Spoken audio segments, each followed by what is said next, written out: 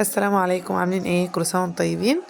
النهارده ان شاء الله هعمل معاكم فيديو روتين ليله العيد بكل تفاصيلها. هنعمل مع بعض توزيعات العيد وترتيب البيت وفرش الشقه، وهنجهز كمان مع بعض فطار يوم العيد. احنا عندنا في بلدنا يعني بنعمل فطار يوم العيد ونوديه المسجد وكده. إيه، وهنوضب مع بعض حلويات العيد ونحطها في الصواني بتاعتها بقى وكده. مبدئيا اول حاجه عملتها كده، انا كنت في اليوم ده يوم الاربع بالليل اللي هو خلاص تاني يوم هنصحى يبقى ايه يوم الوقفه يعني او يوم الخميس. كنت غاسله السجاد معاكم في الفيديو اللي فات والمفارش والفوط بتاع المطبخ وكل الحاجات دي. جبتها بقى من البلكونه لما نشفت يعني وكده. وبعد كده سيقت الشقه كلها، بس انا طبعا ما سوقتهاش معاكم بقى في الفيديو، انا سيقتها الاول وبعد كده هنبدا بقى مع بعض نعمل ايه الجزء التاني بعد التسييق. انا هنا كنت مسيقه الشقه خلاص بقى اهو، وسيقتها من بالليل، كنت مسيقه الفجر كده. طبعا عيد يبقى لازم تسييق، بس انا بقى مرضتش ان انا اصور التسييق معاكم في الفيديو كده. نمت بقى وصحيت كده على الساعه 1 كده، بدات بقى ايه اشوف الجزء التاني بقى من التنظيف اللي هو ايه. همسح بقى الابواب والشبابيك واي حاجه عليها تراب في البيت همسحها. المفروض كنت اعمل الخطوه دي قبل التسييق، بس انا لما كنت جيت اسيق كنت بسيق بالليل، فما كنتش عارفه بقى ان انا اطلع في البلكونه بالليل وايه وامسح بقى الشبابيك وكده. مبدئيا انا باجي امسح مثلا اي حاجه عندي فيها تراب بمسحها بفوطه ايكوي. انت ما عندكيش الفوطه بتاعت ايكوي امسحي باي فوطه عاديه عندك. عادي يعني مش هتفرق كتير، بس بالنسبه لفوطه ايكوي هي كويسه في مسح التراب، يعني مش بضطر ان انا امسح مرتين بيها، هي مره واحده والتراب بيختفي خالص والحاجه بتلمع. لكن لو قماشه عاديه بتمسحي بقى وترجعي تغسلي الفوطه وبعد كده تمسحي تاني، فاهمني؟ مش بضطر اعمل الخطوات دي خالص. كنت كمان جبت اللي هي الزعافة اللي هي بتاعت العنكبوت ديت يعني، ومشيت كده بيها في البيت وما كانش فيها حاجة ولا حاجة. لكن برضو قلت ان انا ايه امشي بالزعافة كده في الشقة. جبت بقى الفوطة بتاعت ايكوي برضو، ومسكت الشبابيك بتاع الالمونتال بتاعتي. هي من جوه باينة نضيفة لكن من بره ما كانتش نضيفة خالص، لان طبعا في الجو اللي احنا فيه ده الشتاء والتراب والهواء والكلام من ده بيكون عندي في الشبابيك من بره تراب واشكال مش حلوه كده يعني. عارفين انا مثلا انا مسحتها النهارده اهو، تاني يوم هتلاقيها برضو ايه رجعت مش حلوه تاني. بس طبعا عشان احنا في العيد لازم نعملها بقى يعني. كنت كلمتكم قبل كده على فوطه اكواي ان هي كويسه في التراب، خاصه في الشبابيك الالمونتال. ما شاء الله انا بمسح بيها كده في الزخانق بتاع الشبابيك، ما شاء الله بتنضف الدنيا خالص يعني. كنت برضو مسحت الشباك التاني اهو، وبرضو كنت ايه شلت التراب من السلك يعني وكده. ده الشباك اللي هو الكبير. انا عندي شباكين في اوضه الصالون، واحد كبير والتاني ايه صغير شويه. الكبير ده بقى اللي هو ناحيه البحر، ده اكتر شباك بيبوظ خالص، لان ايه ناحيه بقى البحر والهواء والشتاء وتراب والدنيا ايه مش حلوه خالص. كل شويه بمسحه، هو كده كده من جوه بيبقى نضيف لكن من بره، هو لو من بره مش نضيف بيبقى باين عندي برضو من جوه ان هو مش نضيف، فهما الاتنين ايه لازم يبقوا نضاف يعني وكده.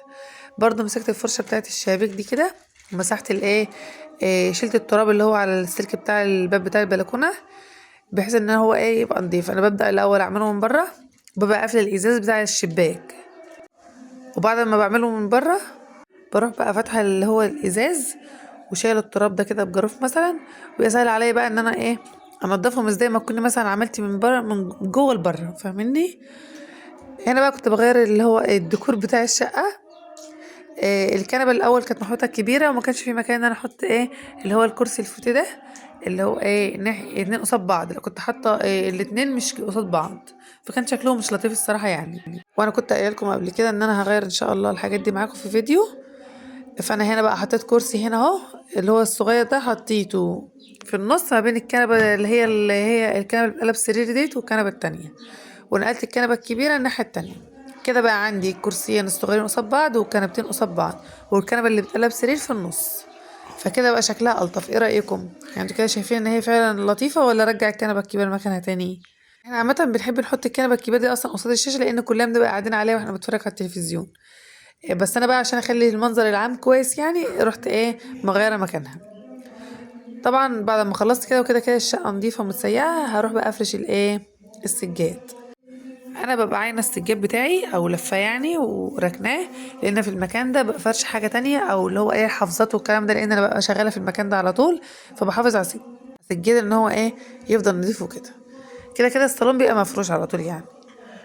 برضو رحت فرشت الصالون وحطيت السجادة بتاعته والمشايات بتاعة الأوضة. بالنسبة لفرش الكنب ده يا جماعة، أنا بغسل فرش الكنبة الكبير عادي، لكن اللي هو الكراسي الصغيرة ديت أنا مش بعرف أشيل الشلت بتاعتها خالص ولا الفرش بتاع الشلت بتاعتها. فبضطر إن أنا أغسلها وهي مكانها كده. يعني بشيل الشلتة واغسلها برش عليها بريكس وكلام من ده واغسلها. لكن أنا مش عارفة خالص إن أنا أخلع اللي هو الكفر بتاع الشلت ده، لانه سوستته صغننه وهو حجمه من تحت كبير، فمش بعرف ان انا اخلعها. لو جيت خلعتها اضطر ان انا اقطع الكسوه بتاعتها يعني. كنت خلصت الجزء اللي هو بتاع الشقه بره، الصاله والصالون وكده، وهدخل بقى جوه في المكان اللي هو فيه اللي هو النيش والبر والكلام ده. انا عندي الصاله فيها جزئين، جزء فيه النيش والبر والحاجات ديت، وجزء تاني فيه الصالونات. فرش السجاد بقى فوط المطبخ، اطبقها. انا كنت اصلا غسلاها وسايباها تنشف بره يعني وكده. فلما نشفت بقى جبتها اطبقها واحطها في الدرج بتاع الفوط بتاع المطبخ في المطبخ يعني. والمفارش عندي جاهزه اهي برضو ان انا افرشها. انا كنت محتاره بقى في المفارش هنا، لان المفرش اصلا اللي انا بفرشه دلوقتي ده مش بتاع اصلا البر المفروض ان هو له مفرشين صغيرين وواحد وسط كده في النص.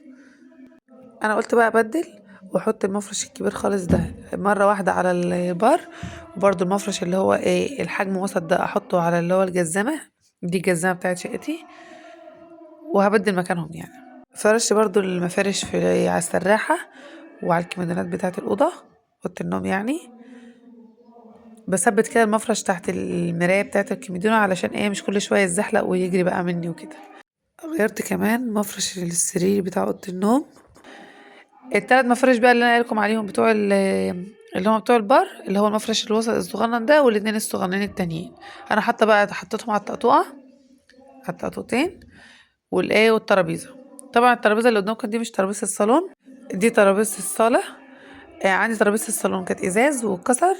مش عارفه كل ما اجي اعملها ان انا اصلحها يعني يحصل حاجه. يعني مثلا اخر مره خدتها وشلتها وطلعت بيها، وفي الاخر لقيت اللي هو الراجل بتاع الرخام قافل. برضو قبلها بمرة رحت برضو عشان اعملها الاقي مثلا الراجل مش موجود، فما فيش فرصة ان انا اعملها يعني. بس ان شاء الله نعملها قريب. رحت بقى عملت توزيعات العيد. جبت الاكياس اللي هي بتاعت توزيعات العيد دي، بحط فيها كده شوكولاتة وبالونات ومصاصات وكده يعني، لحد ما اخلص كل الكمية. انا الكمية اللي كنت عاملاها ديت رجعت زودت عليها شوكولاتة تاني وعملت اكياس تانية. وبعد ما وزعت في العيد برضو الاكياس خلصت ورجعت جبت شوكولاتات تانية. ما شاء الله العدد كان كبير جدا يعني. كل سنة هم طيبين وطيبين جميعا. الاكياس دي بيبقى فيها شريط كده، لما بتشديه بتعرفي تلزقي الكيس يعني وكده. دخلت بقى على المطبخ عشان اعمل ده مش الفطار بتاعنا يا جماعة، ده الفطار اللي احنا هنوديه المسجد يوم العيد. عندنا في البلد بتاعتنا او بلد جوزي يعني، بنودي الصبح يوم العيد في المسجد صينية فيها فطار. الفطار ده عبارة عن رز معمر باللحمة. ده كل البلد بتعمل كده، مش انا لوحدي يعني. كل البلد بتعمل كده وتودي بقى على الصينيه بقى ممكن تودي فاكهه، ممكن تودي حلويات عيد، انت وراحتك. بس اساسي اللي هو الفطار اللي هو اللحمه والكلام ده يعني. قلنا بقى انتوا عندكم الحاجات دي ولا لا؟ لما جيت اعمل اللحمه حطيت طبعا مستكه وحطيت اللحمه اتشوحت، وبعد ما ميتها نشفت حطيت عليها الميه بتاعتها، وبعد كده حطيت بصل واحط بقى التوابل شوربه عاديه يعني. انا صوتي مغير علشان عندي برد.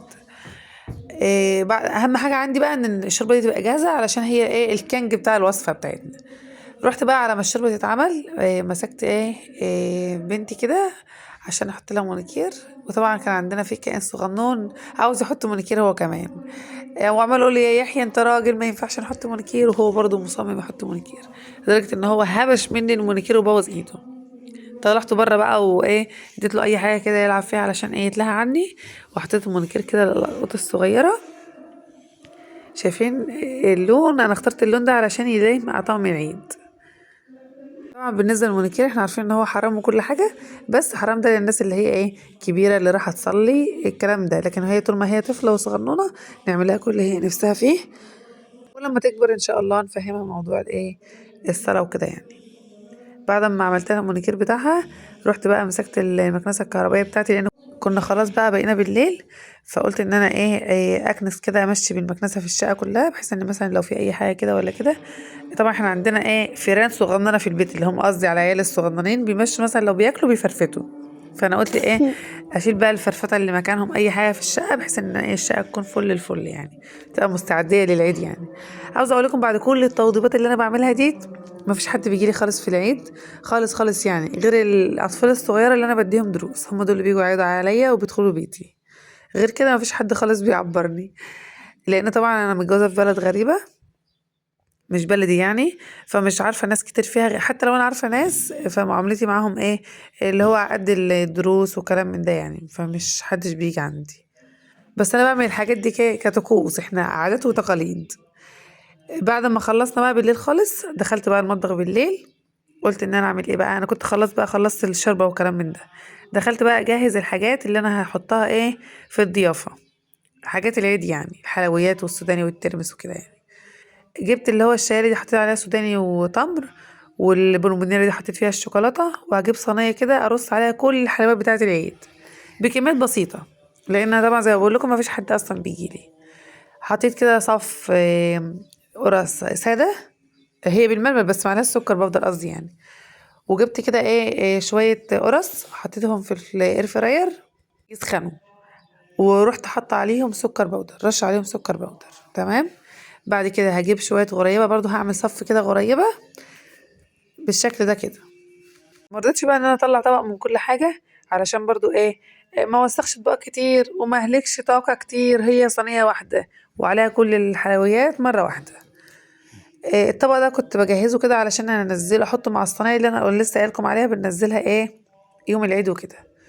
هحط برضو صف بسكوت كده، بحاول ان انا ارصه بشكل منظم يعني، بحيث ان الصينيه يبقى شكلها جميل.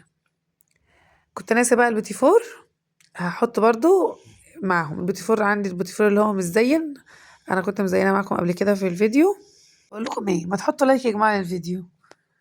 جبت بقى الطبق اللي هو بتاع الصينيه، احط برضو عليه بيتي فور، كنت ناسي احط بيتي فور. بس انا اصلا في الاخر لما اجي انزل الصينيه مش هنزل الطبق ده، رجعت ورحت حطيت بقى طبق من كل حاجه، مش طبق صغنون كده يعني.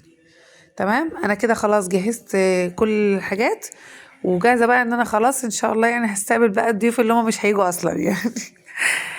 بعد ما خلصت وجهزت الضيافه بتاعتي، هروح بقى اجهز الرز المعمر بتاعي.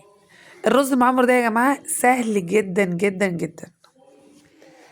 مبدئيا انا بعد ما اخلص الشوربه، هجيب بقى رز اغسله، واحط على كل كوبايه رز معلقه سمنه ومعلقه قشطه. تمام كده. ومعلقه صغيره ملح. بس انتي لاحظي وانتي بتحطي الملح ان انتي حاطه ملح في الشوربه. اوكي. انا هنا كنت عامله صينيتين، الصينيتين دول كل صينيه فيها 3 كوبايات رز، فكل كوبايه واخده معلقه سمنه يعني، حتى في كل صينيه 3 معالق سمنه و3 معالق قشطه ومعلقتين بس ملح، لان انا عامله حساب ان انا في ملح انا حاطاه في الشوربه. هحط بقى كوبايتين لبن وعليهم كوبايتين ونص شوربه. بمعنى بقى معيار اللبن والشوربه ده انا عاملاه ازاي؟ لو انت هتطبخ كوبايه رز واحده بس، حط لها كوبايه ونص سوائل، سواء السوائل دي شوربه على لبن، او شوربه بس، او طبعا لبن بس تبقى مش هتبقى حلوه. لو انت حطيتي شوربه على لبن هتبقى احلى. تمام. دخلتهم بقى الفرن، بعد ما حطيت كده عليهم اللحمه ورصيتها كويس، هحطهم بقى في الفرن. درجة الحرارة عالية جدا، أعلى درجة حرارة بتعملي بيها عندك في فرنك شغليها. بنحط الرف الأولاني من تحت، وبنسيبها نص ساعة، نص ساعة كاملة، وبنشغل من فوق ومن تحت علشان تاخد لون أحمر جميل كده. تمام. بعد النص ساعة دي بنقفل الشواية، وبنهدي درجة الحرارة من تحت خالص. تمام. بتقعد كمان ساعة كاملة في الفرن على درجة حرارة هادية، وبعد كده بتكون خلاص استوت. هي بتقعد ساعة ونص في الفرن. هنا كنت مجهزة طقم العيد بتاع الكتاكيت الصغننين، كل سنة هم طيبين وانتوا طيبين جميعا. هنلبسهم بقى ونجهز الصينية اللي هتنزل المسجد. الصينية عندنا عبارة عن حطيت طبعا الصينية بتاعت الرز المعمر، ما شاء الله شايفين جميلة ازاي. حطيت بقى طبق ترمس وطبق تمر وسوداني، وطبق مشكل كحك وغريبة وبوتيفور وطبق بسكوت وفي شوكولاتة والمعالق. هنغطي الحاجات دي كلها بأكياس وعليهم بشكير. دي طبعا يا جماعة عادة جميلة جدا في البلد اللي أنا متجوزة فيها، إن هما لازم ينزلوا صينية أو يودوا صينية الجامع يوم العيد للرجالة يفطروا، وطبعا بيبقى فيه لمة وفي ترابط أسري وحاجات جميلة جدا. ده كان الفيديو بتاعي معاكم النهاردة، كل سنة وانتم طيبين جميعا يا رب. ما تنسوش اللايك والاشتراك في القناة ولايك لصفحتي على الفيسبوك. استنوني بقى في فيديو جديد، وباي باي.